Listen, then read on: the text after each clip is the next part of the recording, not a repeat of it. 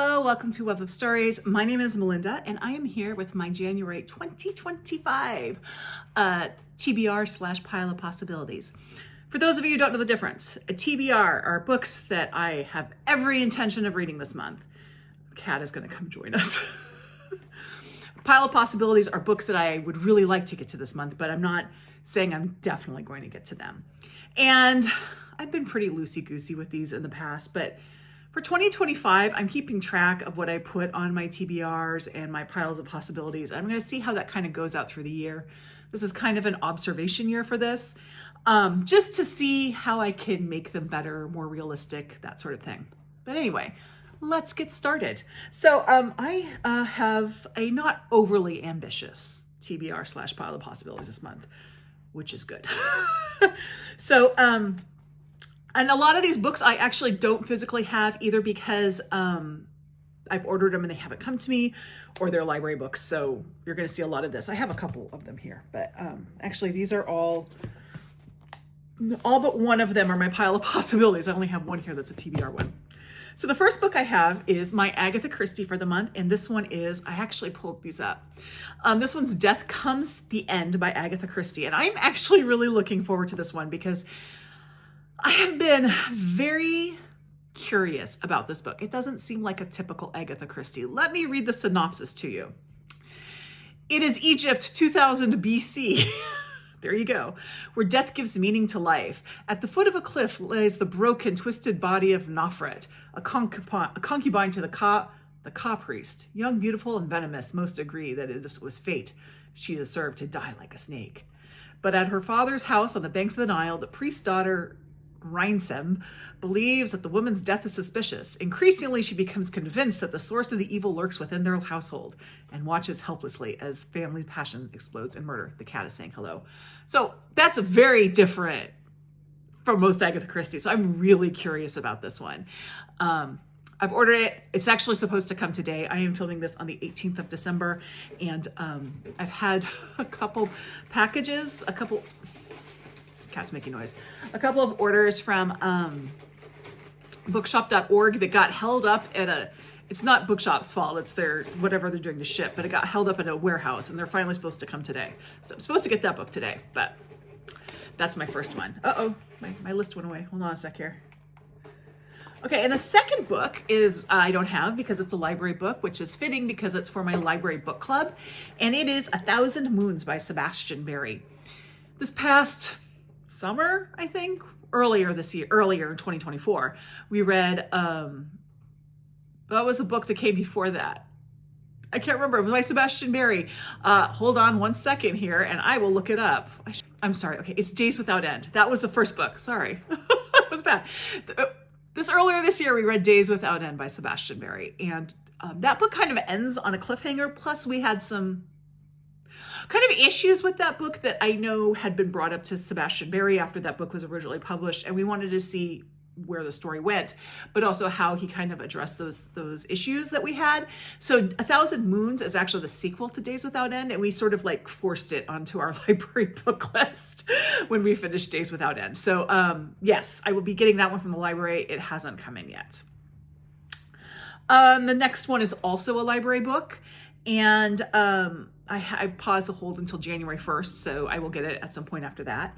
And this is for the Naturalists book club. I've been thinking for 2 years I was going to participate, but this year I'm really making an effort. And I actually have a lot of book clubby, like booktube book clubby projects, things like that I'm participating in.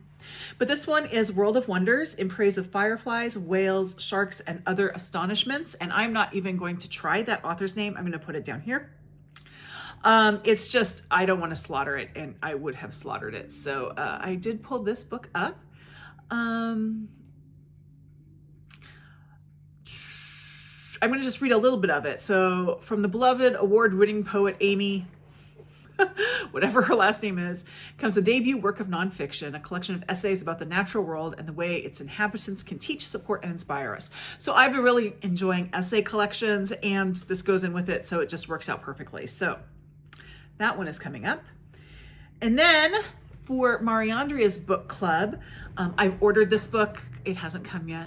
I actually don't think it's coming today because I ordered it later. But she's doing her book club focuses on Latinx authors. And so her first book in that book club is Lost Children Archive by Valeria Luiselli. So I have ordered that, and let me read, this sounds like a really interesting book. Let me read the description of it for you. A mother and father set out with their 2 children, a boy and a girl, driving from New York to Arizona in the heat of the summer. Don't go to Arizona in the heat of the summer, just don't. Their destination, Apacheria, the place the Apaches once called home. Why Apaches? Asks the 10-year-old son. Because they were the last of something, answers his father. In their car, they play games and sing along to music, but on the radio, there's news about an immigration crisis. Thousands of kids trying to cross the southwestern border into the United States, getting detained or lost in the desert on the way. As the family drives through Virginia to Tennessee, across Oklahoma and Texas, we sense they are on the brink of a crisis on their own. A fissure is growing between the parents, one the children can almost feel beneath their feet. They are led inexorably to a grand, harrowing adventure, both in the desert landscape and within the chambers of their own imaginations. So there's that one. I will link to the announcement videos for these different projects and book clubs so you can go check out, but that is the first in Mariandria's. And then Angelia at Read and Reread is doing one called Endless Drama, which is such a great name. And she's doing plays. She's doing 2 plays a month, and I'm going to try to do one of the plays a month. But the first one is one I've already read, and I would like to revisit it, and that is Pygmalion by George Bernard Shaw. Basically, if you've seen, this is My Fair Lady without the music. It is what My Fair Lady was based upon. So Eliza Doolittle and Henry Higgins, and probably not The Rain in Spain, but maybe The Rain in Spain is from that play. I don't know, but we'll see. It's been a long time since I've read it, so I'll be getting that from the library as well. Then my final book on my TBR, speaking of plays, I have it here, is of course, for the Bard Room, Antony and Cleopatra, Shakespeare's play about, you guessed it, Antony and Cleopatra. So I'll be reading this in January as my first Bard Room play. By the way, the Bard Room, that title, Angelia thought of it. She's good with titles like that. This will be our first play for 2025. So that's my, the cat, like I freaked the cat out by putting the book over there. Those are my TBR books. So I have every intention of reading those books. Now, pile of possibilities. So these again, so the first 2 are ones that are actually on my 2024 at 10 before the end, and I'm pretty sure these are the 2 I'm not getting to this year. So I'm putting them on my pile of possibilities for January because I'm actually looking forward to both of them. The first one is Homegoing by Yaa Gyasi. I've heard nothing but fantastic things about this book, and the fact that it has taken me so long. By the way, I got this at a library book sale, and there's a stupid sticker on it I probably could get off with a hairdryer, but whatever. Yeah. So this is Ghana, 18th century. 2 half-sisters are born into different villages, each unaware of the other. One will marry an Englishman and lead a life of comfort in the palatial rooms of the Cape Coast castle. The other will be captured in a raid on her village, imprisoned in the very same castle, and sold into slavery. And then you follow their descendants down. So actually, it was a conscious decision to not complete this book in my 10 before the end because I had read Sister Mother Warrior for my library book club, and there's some similarities between these 2 books, just sort of it's not super similar, but there are enough similarities between these 2 books that I decided I wanted a bit of space between them. So this consciously I didn't get to. I had decided after I put that list together that this probably wasn't going to happen. Or at least this was the lowest priority book for December, just because I wanted to give myself more space between the 2 books. And the second one is one that a lot of people have read this year because it was a booktube on the booktube prize. I think it was one of the finalists, one of the medalists, excuse me, and that is Enter Ghost by Isabella Hammad. After years away from her family's homeland and reeling from a disastrous love affair, actress Sonia Nazir returns to Haifa to visit her older sister Haneen. On arrival, Sonia is roped into playing Gertrude in a production of Hamlet in the West Bank, in a company of actors from all over historic Palestine. As opening night draws closer, it becomes clear just how many violent obstacles stand in their way. Amidst it all, that's hard for me to say today. The life in London Sonia once led starts to give way to the daunting, exhilarating possibility of finding a new self in her ancestral home. An exquisite feat, Enter Ghost is a stunning rendering of present-day Palestine and an unforgettable story of artistry under occupation. So I'm going to try to get this in January. If I don't get to this in January, I'm going to put it on my shelf and hold it until Hamlet pops up in the Bard room, and then I will read it that month, kind of along with Hamlet.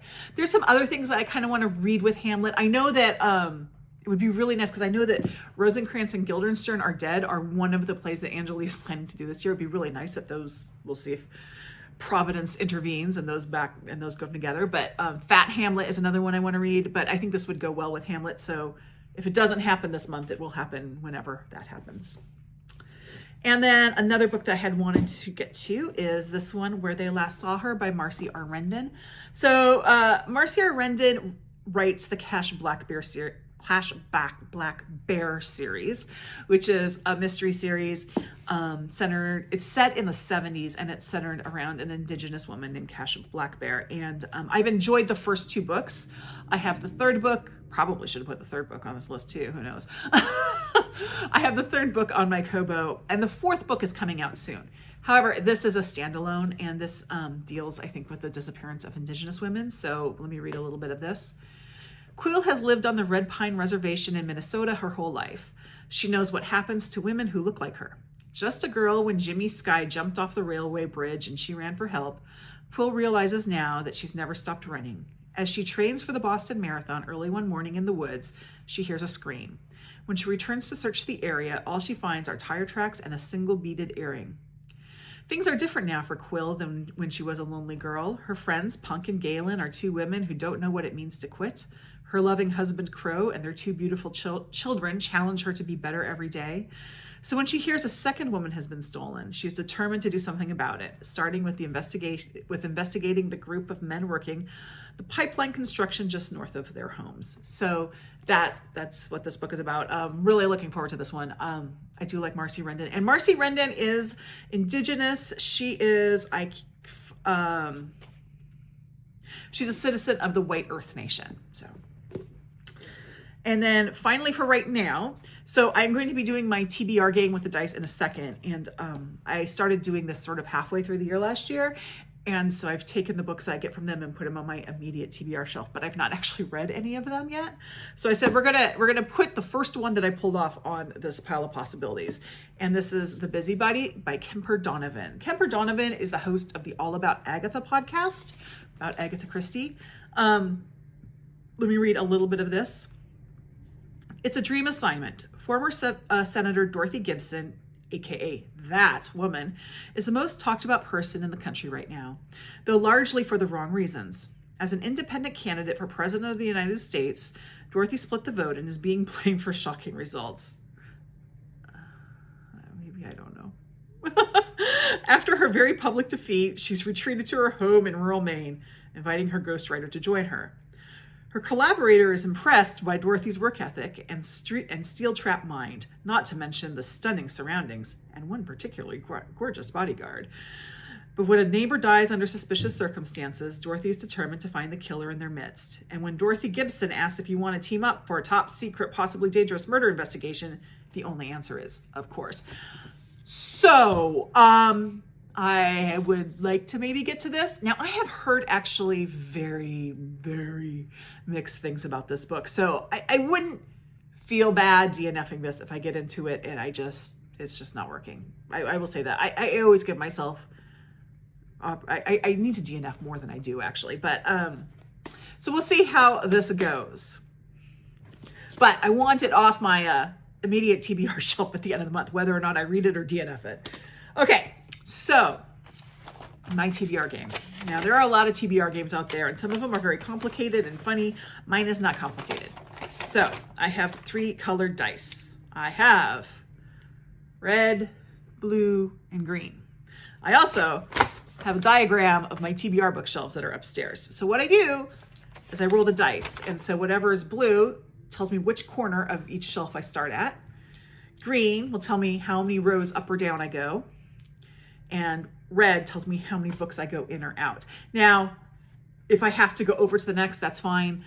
Also, if I land on a book that's something like a book in a series and I haven't read before it, I'll just kind of go like make the choice that makes most sense, whether that's go to the next book or go all the way to the first book that I need to read in that series. I don't know. I just use my common sense. And because you're on a tripod and I'm lazy, I'm just gonna like roll these dice and then go up there and then come show you what I have. Okay, so 6. So I'm gonna start from this corner. And green is 4. Okay, so here I have 1, 2, there's actually 3 on here. So I'm gonna go 1, 2, 3, 4. So I'm gonna go to the top shelf of this other one, and I'm gonna be over on 2, and I'm gonna go in 3, because I have 3 on red, okay? We'll see what that book is. So top shelf in 3. I'll be right back. Okay, so this is an interesting choice. I do not have a book of the month book on my TBR pile of possibilities, but I do have quite a backlog of them. And I actually have an intention, it's not really a goal, an intention to read at least one book of the month book this year, each month this year. So I pulled one off. The Collected Regrets of Clover.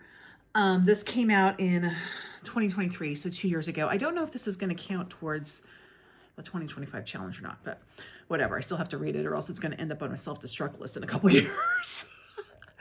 Here is a little bit of the synopsis. From the day she watched her kindergarten teacher drop dead during dramatic telling of Peter Rabbit, Clover Brooks has felt a stronger connection with the dying than she has with the living. After the beloved grandfather who raised her dies alone while she is traveling, Clover becomes a death doula in New York City, dedicating her life to ushering people peacefully through their end-of-life process.